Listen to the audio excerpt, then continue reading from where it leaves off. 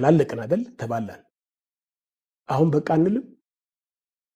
በቃን። በቃ ከዚህ በኋላ ደም መፍሰስ የለበትም። የኢትዮጵያው የካቲት ከሌላው ዓለም የካቲት የተለየ ነው ቢባል ልክ ይሆናል። የአድዋ ታሪካዊ ድል የተመዘገበበት፣ ለሺህ ዓመታት የተዘረጋ ንጉሣዊ ስርዓት ያንኮታኮታ አብዮት የተጀመረበት፣ ለሺህ ዓመታት የተዘረጋው ጉልታዊና ባለአባታዊ አገዛዝ ከኢትዮጵያ ጭቁን ገበሬ ትከሻ ላይ ይወርድ ዘንድ የመሬት ላራሹ አዋጅ የታወጀበት፣ የትግራይ በረኞች የብሔሮችን መብትና የመልማት ጥያቄ ይዘው ዱር ቤቴ ያሉበት ፖለቲከኛ ወር ነው የካቲት። ፖለቲከኛው የካቲት ሁለት የኢትዮጵያ ጠቅላይ ሚኒስትሮች ስልጣን በፈቃዳቸው የለቀቁበትም ነው።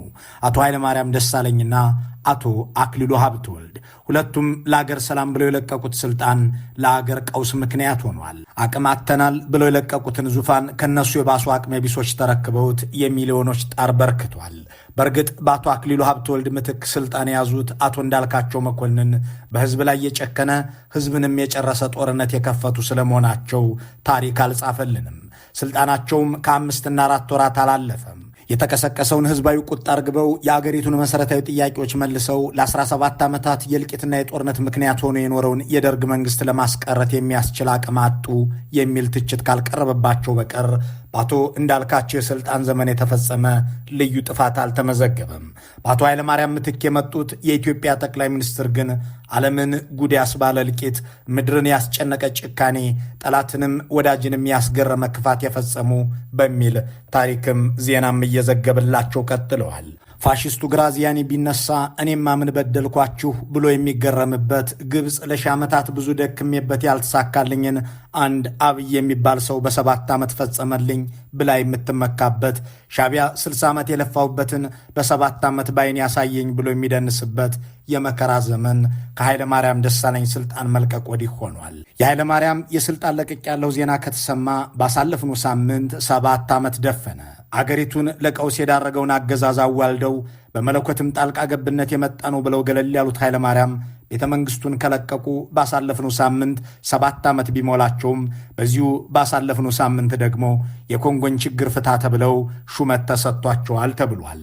የኮንጎ ሰዎች የአማርኛ ተረት ቢኖራቸው ኖሮ የራስህ አሮብህ የሰው ልታማስል መጣህ ብለው ይሳለቁ ነበር። ከሳቸው ስልጣን መልቀቅ ማግስት ኢትዮጵያ 7 ዓመት ሳይሆን 700 ዓመት የቆየ የሚመስል መከራ ውስጥ ነች።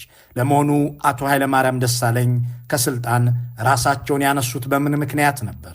ምላሹን ከራሳቸው አንደበት እናስታውስ። በሀገራችን የተከሰተውን አለመረጋጋትና የፖለቲካ ችግር የመፍትሄው አካል ለመሆን በማሰብ በገዛ ፍላጎቴና ፈቃዴ የኢህአደግ ኃላፊነትንም ሆነ የመንግስት ኃላፊነትን ለመልቀቅ ጥያቄ አቅርቤያለሁ። ያኔው ጠቅላይ ሚኒስትር ኃይለ ማርያም ደሳለኝ ቦሼ ያቀረቡት የመልቀቂያ ጥያቄ ተቀባይነት አግኝቶ ቤተ መንግስቱንም ከለቀቁት 7ኛው የካቲት ባለፈው ሳምንት አለፈ። እሳቸውን ለስልጣን መልቀቅ ያበቁት ምክንያቶች ግን አላለፉም። ይልቁንም እልፍ እየጨረሱ እየተባባሱ እየሰፉና እየተስፋፉ ቀጥለዋል። ኃይለ ማርያም ለስልጣን መልቀቃቸው ምክንያት አድርገው ያቀረቡት በአገሪቱ ውስጥ የነበረውን ግጭትና ያስከተለውን ጉዳት ነበር። ኃይለ ማርያም ደሳለኝ ድንጋይ የሚወረውሩ ወጣቶች፣ መንገድ የሚዘጉ ዜጎች ተነሱብኝ ብለው ስልጣን ቢለቁም የእሳቸው ተተኪ ግን የአገሪቱን ፕሮጀክቶች አቁሜ $10 ቢሊዮን መድቤ እዋጋለሁ እንጂ እናቴ በልጅነቴ ከተናዘዘችልኝ ስልጣን ላይ ንቅንቅ አልልም ብለው እየፈጁና እያፋጁ ቀጥለዋል። በእርግጥም ኃይለ ማርያምን ከቤተ መንግሥት ያስወጡ ጥያቄዎች የቅንጦት ነበሩ። እሳቸው ፋብሪካ ተቃጠለ፣ ወጣት ድንጋይ ወረወረ ብለው ስልጣን የለቀቁለት የነበረችው ኢትዮጵያ በአፍሪካም የታፈረች በዓለምም ስሟ በልማትና እድገት የሚጠራ ከቡድን 7 ሀገራት ቢያንስ 6ቱ የሚጎበኟት በሁሉም አቅጣጫ ስራና ልማት የነበረባት ነበረች። አሁን እስከተባለ ደም የሚፈስባት የአስከሬን ንስንስ የሞላባት መሪዋም ገድለው የማይረኩባት ሆናለች። ጥያቄውም እንዲህ የሚል ነው። በእርግጥ ከአቶ ኃይለ ማርያም ደሳለኝ በኋላ ከእሳቸው ስልጣን መልቀቅም ማግስት በአገሪቱ ላይ የወረደው መቅሰፍት እንኳን ጠቅላይ ሚኒስትርነትን አገርን የሚያስለቅቅ አይደለምን? እሳቸውን ስልጣን በቃኝ እንዲሉ ያስገደዳቸው ያኔዋ የኢትዮጵያ ችግር ከአሁኗ ኢትዮጵያ ህልቁ መሳፍርት የሌለው ችግር አንጻር የሚነጻጸር ነውን? ለእነዚህ ሁሉ ጉዳዮች አቶ ኃይለ ማርያም ለምን ስልጣን በቃኝ አሉ የሚለው ጥያቄ አሁንም በድጋሚ መነሳት ይኖርበታል። በርካታ የሰው ህይወት መጥፋት፣ አካባቢያቸው የመፈናቀል እንደዚሁም ደግሞ የንብረቶች መውደም፣ ኢንቨስትመንትን የማስተጓጎልና እንደዚሁም ኢንቨስትመንቶች እንዲወድሙ በማድረግ የተከሰተውን ችግር ለመቅረፍ የመፍትሄው አካል ለመሆን በማሰብ በገዛ ፍላጎቴና ፈቃዴ ለመልቀቅ ጥያቄ አቅርቤያለሁ። ይህንን የአቶ ኃይለማርያምን ንግግር አብይ አህመድ ዛሬ ቁጭ ብለው ሲሰሙት እንዲህ ሊሉ ይችላሉ። ግዴለህም ኃይሌ፣ እንዲህ ያለ ምክንያት ለስልጣን መልቀቅ ሰበብ አይሆንም። አንተ የምታወራው ስለተፈናቀሉ ሰዎች ነው። እኔ አንተን ተክቼ እዚህ ከገባው በኋላ በአጠቃላይ 20 ሚሊዮን ሕዝብ አፈናቅያለሁ። ከዚች ቤተ መንግሥት ግን ንቅንቅ አላልኩም። አንተ የምታወራለት የሰው ሕይወት መጥፋትም ቢሆን እንዲህ በቀላሉ ስልጣንን ለመተው ሰበብ አይሆንም።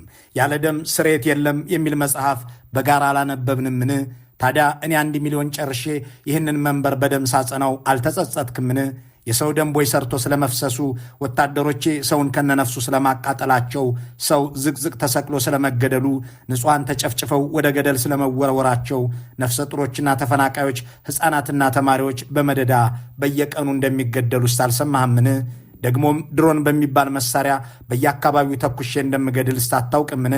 ታዲያ እኔን ስልጣን ሲያሳጣኝ በገዛ ፍቃዴም ለቅቅ ያለሁ እንድል ሲያደርገኝ አይተሃልን? ኃይሌ ግደለም ተሳስተሃል፣ እንዲህ ባሉ ምክንያቶች ስልጣን አይለቀቅም እያሉ ከት ብለው ሊስቁ ይችላሉ። ንብረት እያወደመ ኢንቨስትመንትም እየታጎለ ስለሆነ ስልጣን ለቅቅ ያለሁ የሚለውን የአቶ ኃይለማርያም ንግግር የሚሰሙት አብይ ሐሳባቸውን ቀጥለው እንዲህ ሊሉ ይችላሉ። ደግሞም ስለ ንብረት መውደም አውርተህ ነበር ለካስ። ባይገርምህ እስካሁን በ80 ቢሊዮን ዶላር የሚገመት ሀብት አውድም ያለሁ አስወድም ያለሁ። ታዲያ የንብረት መውደም ከስልጣን የሚያስነሳ ቢሆን ኖሮ እኔን እዚህ ታገኘኝ ነበርን? ደግሞስ ስለ ኢንቨስትመንት መስተጓጎል ተናግሮ ስልጣን መልቀቅ ምን የሚሉት ስንፍና ነው? አንተ ሰበታና ለገጣፎ ላይ ፋብሪካዎች ተቃጠሉ ብለህ ኢንቨስትመንትም ተስተጓጎለ እያልክ ቅንጦት ልታስተምረው የነበረውን ሕዝብ እንዳለ ኢንቨስትመንቱን በማውደም እንዳያንሰራራ አድርጌዋለሁ። አንዳንዱንም ከጎረቤት ሀገራት እየጠራሁ ፋብሪካ እየነቀለ እንዲወስድ አድርጌያለሁ። ይህንን በማድረጌ ከስልጣኔ የተቀነሰ አንዳች ነገር አይተሃል? ለዚህ ሕዝብ ቅንጦት ልታስተምረው ስትል ልክ አስገብቼዋለሁ እያሉ እግራቸውን አንስተው ሊስቁ ይችላሉ። አቶ ኃይለማርያም ግን ማነጻጸራቸው አይቀርም። የአገሪቱ ቀውስ ይቆም ዘንድ በመፍትሄነት ልቀላቀል ብለው ስልጣናቸውን መልቀቃቸውን ካሳወቁበት የካቲት 8 2010 ወዲህ የሰው ሞት ሳይሰማ ያለፈበት ቀን እንደሌለ ያውቃሉ። ሰዎች የጥይትና ጀት የቦምብና መድፍ ጥይቶችን እንደ ሙዚቃ ሲሰሙ እየዋሉ መሆኑም አይጠፋቸውም። አገር በታንክና ድሮን እየታረሰ ትምህርት ቤት እየፈረሰ ሰው ከአንድ ክልል ወደ ሌላ መዘዋወር ይቅርና በሰፈሩና በቀዩም ወጥቶ መግባት እየተቸገረ አሁንም እንደቀጠለ ያውቃሉ። ይህንን የሚያውቁት ኃይለማርያምም ስልጣኑን ከለቀቁት ከ1 ዓመት ከመንፈቅ በኋላ በሰጡት አንድ ቃለ ምልልስ እንዲህ አሉ። እኔ የኢትዮጵያ ጠቅላይ ሚኒስትር ሆኜ በቆየሁባቸው 6 ዓመታት ውስጥ ከሞተው ጠቅላላ ሕዝብ ይልቅ ካስረከብኩት በኋላ ባለው 1 ዓመት ከ6 ወር ያለቀ ይበልጣል። ይህንን ያሉት ለዶቼ ቬለ ኮንፍሊክት ዞን ነበር። If you ask the killings, the last 1.5 years, the number of killings surpassed in 6 years what happened in my term. If you ask for killings.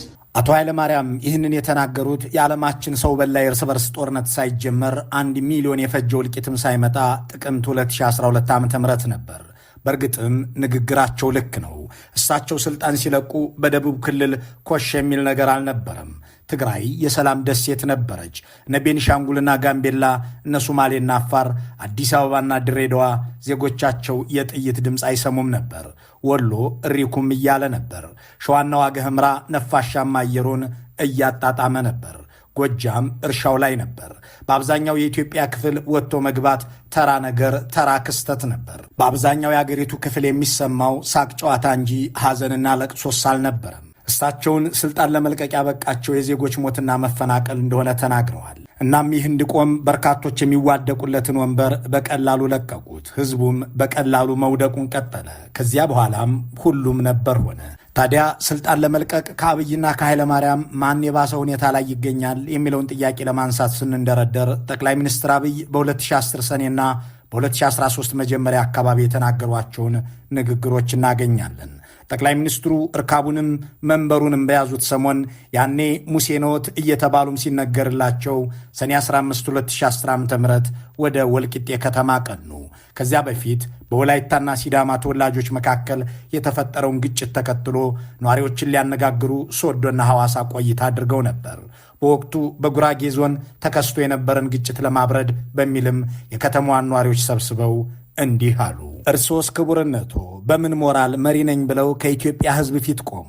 እሱ ባይሳተፍበትም አንድ የዞን ወይም የወረዳ አስተዳዳሪ አሊያም የከተማ መሪ ሕዝቡ ከተጨፈጨፈና ከተገረፈ በኋላ በወረዳው በከተማው አሊያም በዞኑ ሕዝብ ፊት መሪ ነኝ ብሎ የሚያስቆም ሞራል የለውምና ስልጣን መልቀቅ ይገባዋል ከተባለ ከሚሊዮኖች እልቂት ከቢሊዮኖች ድቀት በኋላ በምን ሞራል የኢትዮጵያ መሪ ነኝ ብለው ይቀጥሉ ዘንድ ወደዱ? አንድ ከንቲባ በከተማው ሰዎች በመሞታቸው ምክንያት ስልጣን ይለቅ ዘንድ ግድ ከሆነ በመላ አገሪቱ ሕዝብ ሲያልቅና ሲያለቅስ ጠቅላይ ሚኒስትሩ ስልጣን ያዳብር እየተባለ የሚቀጥሉ ናቸውን? የዞንና የወረዳ እንዲሁም የከተማ ውርደት ሰፍቶና ተስፋፍቶ አገር አቀፍ ሲሆን አገርም ለውርደትና ለእልቂት ስትዳረግ ይህ ፎርሙላ ስለምን ለቀማሪው አልሰራም የሚል ጥያቄ ቢነሳ የእሳቸው ትኩረት አሁንም ያው ነው። ከእሳቸው በታች ባለው ስልጣን ላይ የተቀመጠው ሁሉ ይለቃል። የእናት ንግርት ያላቸው እሳቸው ግን ይቀጥላሉ። ሰው እያሳረደ ቤት ንብረት እያስወደመ ከንቲባ የሚባል ነገር አይሰራም ከተባለ አገር እያስደፈረ ሕዝብ እያስጨፈጨፈ ምድርን ቋያ ሕዝብን ድሃ እያስደረገ ጠቅላይ ሚኒስትር የሚባል ነገር ይሰራል እንዴ ብሎ ራሳቸው ባመጡት ቀመር መጠየቅ ልክ ነበር። አንድ የወረዳ አስተዳዳሪ፣ አንድ የዞን መሪ፣ አንድ የፖለቲካ ሹም፣ አንድ የከተማ ከንቲባ አመራሩ ዜጎች ሲገደሉ ጥይት ባይተኩስም ድንጋይ ባያቀብልም የሚመራው ሕዝብ ተዋርዷልና ራሱንም መሪ ብሎ ለመጥራት የሚያስችል ሞራል የለውም የሚለውንም ሆነ ሰው እያሳረደ ቤት ንብረት እያስወደመ ከንቲባ የሚባል ነገር አይሰራም የሚለውን ንግግር ይዘን ክቡርነቱ ሆይ አገርን እያወደመና እያዋረደ የቀጠለ ሰውስ ጠቅላይ ሚኒስትር ይባላል እንዴ ብሎ መጠየቅ ተገቢነት አለው። ድንጋይ ተወረወረብኝ ብለው ታንክ ለሚተኩሱና የድሮን ቦምብ በሕፃናት ገላ ላይ ለሚያዘንቡ መሪ ስልጣንን ትተው የሄዱት ኃይለማርያም ደሳለኝ አሁን በፖለቲካዊ ጉዳዮች ላይ አስተያየት ከመስጠት ተቆጥበዋል። እሳቸውም በአሁኑ ወቅት ከተጨቋኝ ኢትዮጵያውያን አንዱ እንደሆኑ መገመት ቢቻልም ነፃነቱንና ዕድሉን ቢያገኙና ለስልጣን መልቀቅ ምክንያት የሆነውትን ጉዳይ አስረዱ ተብለው ቢጠየቁ የሚመልሱት እንዲህ ብለው ሊሆን ይችላል። በእኔ ዘመን እኮ ለመከላከያና የጸጥታ ተቋማት የምመድበው በጀት ከ2 በመቶ እንዳይበልጥ እጠነቀቅ ነበር። አሁን እኮ ለገዳይና አፋኝ ተቋሞች ብቻ በ88 በመቶ እድገት ያለው በጀት እየተለቀቀ ነው። በእኔ ዘመንማ 60 በመቶ የሚደርሰውን በጀት ለቤት ልማት፣ ለግድብ ግንባታ፣ ለውሃ ልማት፣ ለመንገድ ዝርጋታ፣ ለዩኒቨርሲቲ ሥራና ለመሰል ተግባራት ነበር የምናውለው። ዛሬ እኮ ያሏችሁ መሪ ልማት አቁሜ እዋጋችኋለሁ የሚሉ ናቸው። እኔ በጎረቤት አገር እገዛ የጎደልኩት ሕዝብና ያወደምኩት ፋብሪካ አንድ ነበር እንዴ? ዛሬ እኮ ይህንን እንደ ጀግና ተግባር እየተነገራችሁ ነው። እኔ ከቤተ መንግሥት ስወጣ በአገሪቱ ውስጥ አንድ የታጠቀ ድርጅት ነበርን? በእኔ አስተዳደር የተቀየሙ ወጣቶች ያነሱት ትልቁ ትጥቅ እኮ የኮብልስቶን ድንጋይ ነበር። ዛሬ ግለሰቦች ሳይቀር ዶሽቃ ታጥቀው የሚውሉ አይደለምን? ያኔ እኮ እንኳን ሕዝቡ እኔም ጥቁር ክላሽ፣ ቀይ ክላሽ፣ ድሮን ወዘተ ስለሚባሉ ጸረ ሰው መሳሪያዎች አላውቅም ነበር። እኔ ምክትል የእዝ አዛዦችን እንኳን በስም አላውቃቸውም ነበር። ዛሬ ግን ሕዝቡ የብርጌድና የሻለቃ መሪዎችን ሳይቀር በስማቸው ይጠራቸዋል። ይህ የሆነው ጦረኛ መንግሥት ስላለና አገሩም የሰራዊት ምድር ስለሆነ ነው።